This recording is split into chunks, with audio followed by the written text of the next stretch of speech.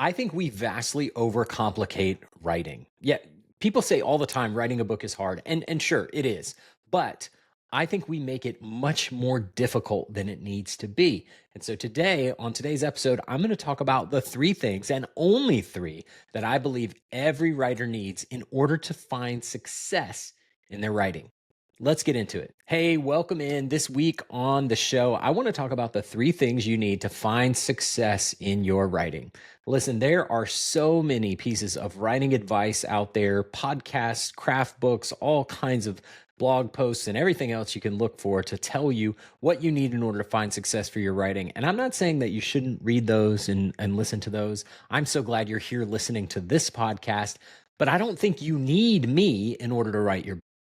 Here are the three things that I think you do need in order to find success, or at least three things that I think will help you as you try to find success in your writing. So, if you don't know me, my name's TC Burr. Welcome. I'm so glad you're here watching or listening.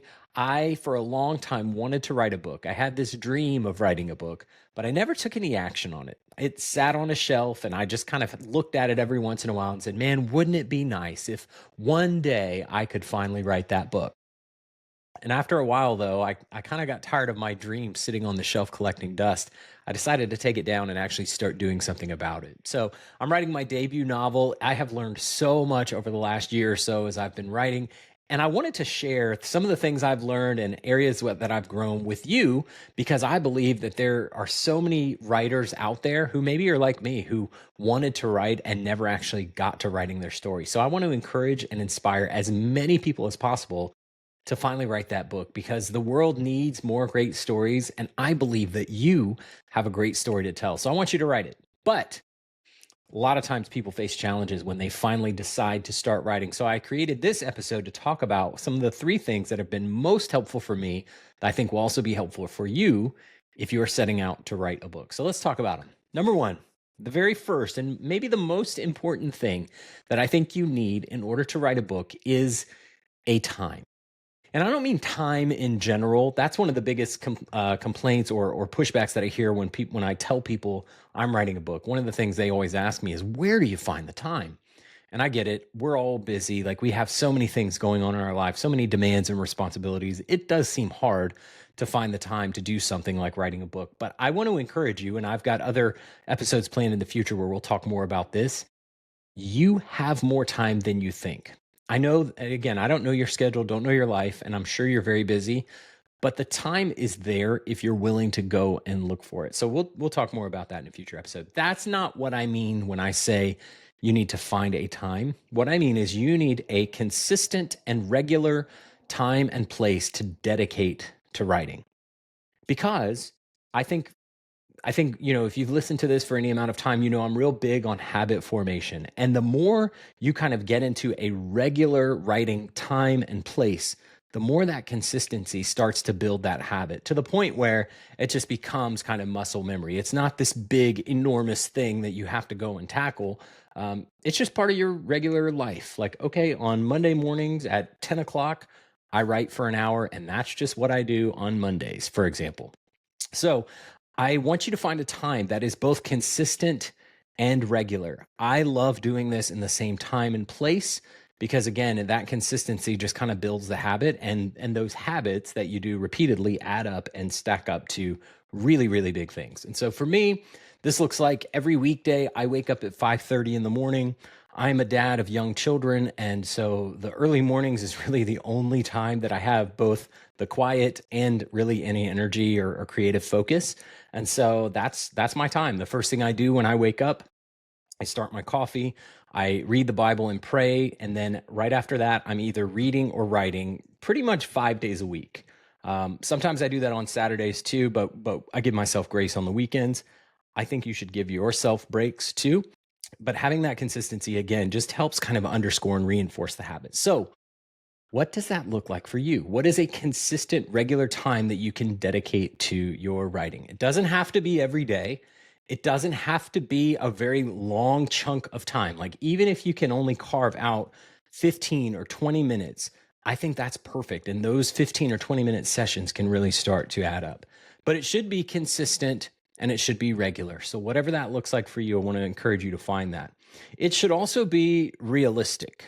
And so, I get up at 5:30 in the morning, but if you're not a morning person, don't try to tell yourself that you're going to get up at 5:30 in the morning to write. If you do that, you're already stacking the deck against yourself. You're already setting yourself up for failure. You're going to find challenges along the way when you start writing. So don't create challenges for yourself. Find those times that are realistic. So if you're a night owl, maybe your time isn't 5:30 in the morning, maybe it's 10 at night. Whatever works for the normal, natural rhythms that exist in your life and schedule, whenever you feel the most energy or you have the most free time available, those are the best candidates to think about this time for your writing. It should also be non-competitive. And what I mean by that is, I mentioned at the top, most of us have tons of responsibilities, tons of demands on our time, right? But there are probably pockets of time in your day and in your week where maybe there's less demand for your time. Maybe there's not as many kind of competing priorities or obligations. Look at those windows of time that you have and try to think about, are there some areas where I could fit writing into this time slot? And that could be kind of my regular, consistent rhythm for that time. I would encourage you to look at your schedule, envision this time, and prepare for it. Talk to your spouse, talk to your roommates, talk to your kids, let them know, hey, I'm going to try to start writing on X date at this time, and I'm going to do it, whether it's daily or 3 times a week or whatever you decide.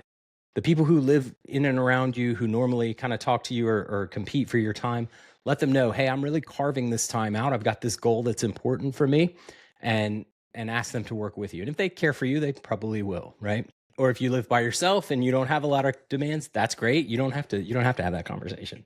But guard that time and protect it, because invariably what's going to happen is as soon as you set that time apart, something's going to come up. There's going to be a distraction or something that may take you away from writing.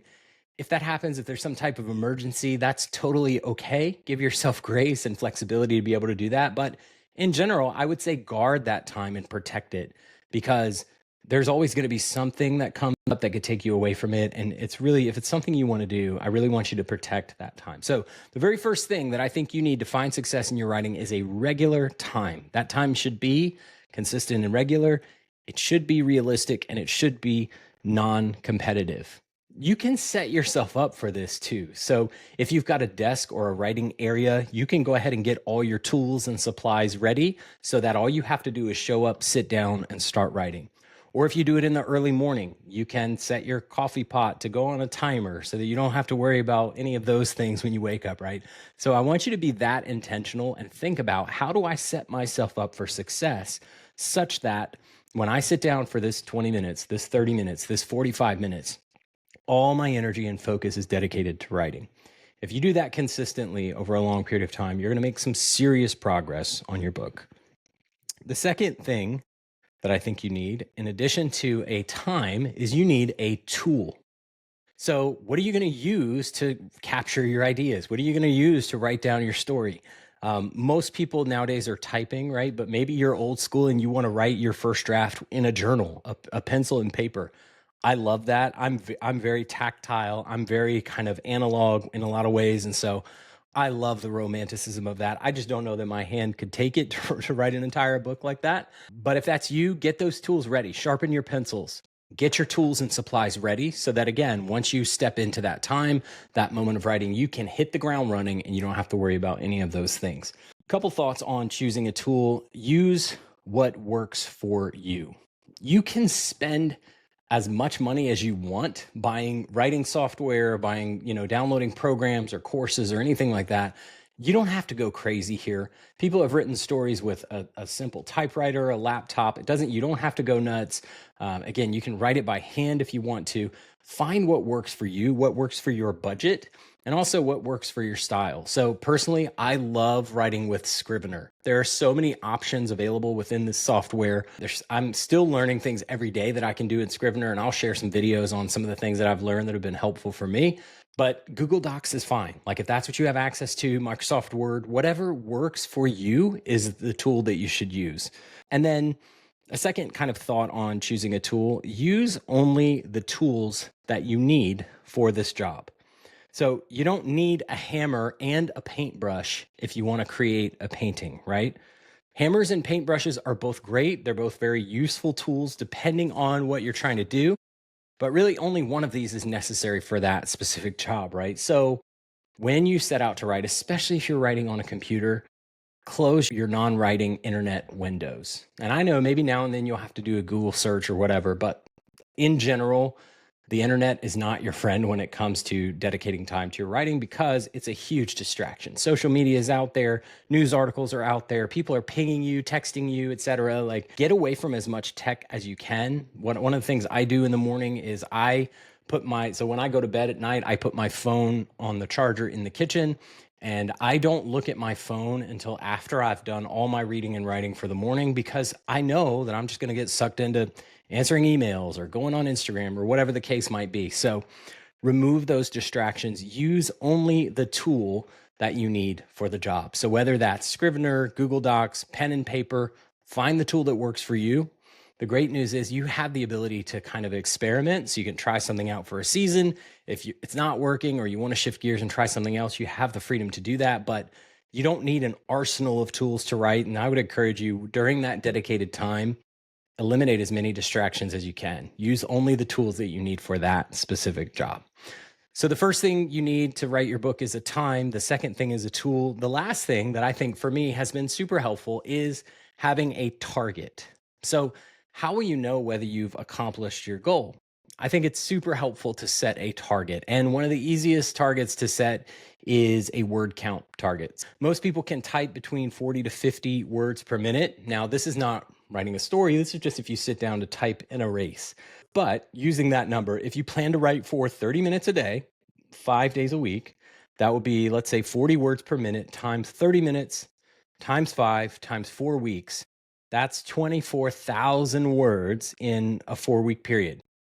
Also, notice in that equation, I built in 2 days off. So that's what I generally try to do. I really focus my writing on Monday through Friday. Saturdays and Sundays, I generally don't write, or at least I don't kind of count that writing as like something I need to do. It's just if I have time, great, I can do it. If you type faster than 40 words per minute or you plan to work longer than 30 minutes, you can adjust those variables. So you can kind of get those numbers and figures in your head. And you can really you can start tracking progress toward your goals. Some of those softwares out there that you might be using already have kind of word count trackers built in.